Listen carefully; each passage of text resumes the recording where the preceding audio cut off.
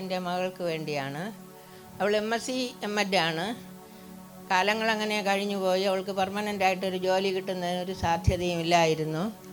അങ്ങനെ എനിക്ക് വളരെ ഭാരം തോന്നി. ദൈവമേ, മക്കളെ ഇത്രയൊക്കെ പഠിപ്പിച്ചൊരു ഗവൺമെൻറ് ജോലി കിട്ടണമെന്ന് എനിക്ക് നിർബന്ധമായിരുന്നു. അങ്ങനെ വയസ്സും അങ്ങ് 40 വരെ അങ്ങ് എത്തിക്കഴിഞ്ഞു.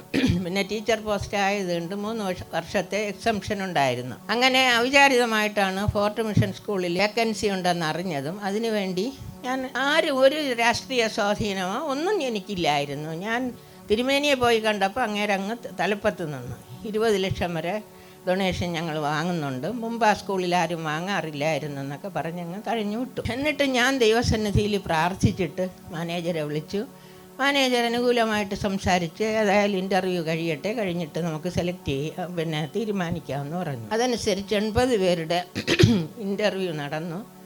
3 പേരെ സെലക്ട് ചെയ്ത്.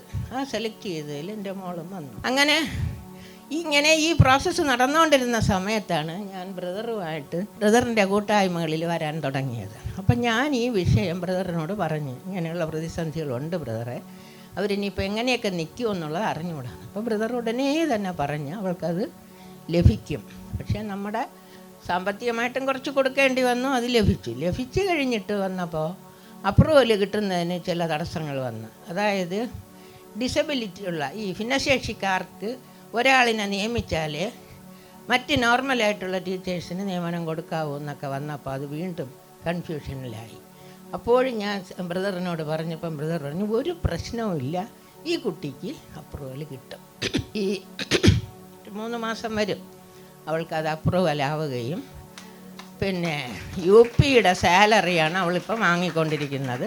ഹൈസ്കൂളിലേക്ക് അവൾക്ക് പ്രൊമോഷൻ കൊടുത്തു. ആ സ്കൂളിന് ദൈവം കൃപ ചെയ്താൽ ഭാവിയിൽ ഹയർ സെക്കൻഡറി സ്കൂളാക്കാൻ സാധ്യതയുണ്ട്. ദൈവം അങ്ങനെ നടത്തുമെന്ന് വിശ്വസിക്കുന്നു. പ്രാർത്ഥിച്ച ബ്രദറിനോടും ദൈവാത്മാവ് വെളിപ്പെടുത്തി എല്ലാവർക്കും ബ്രദറിനോടുള്ള നന്ദി അറിയിച്ചുകൊണ്ട് ഞാൻ എൻ്റെ സാക്ഷ്യത്തിൽ നിന്നും വിരമിക്കുന്നു.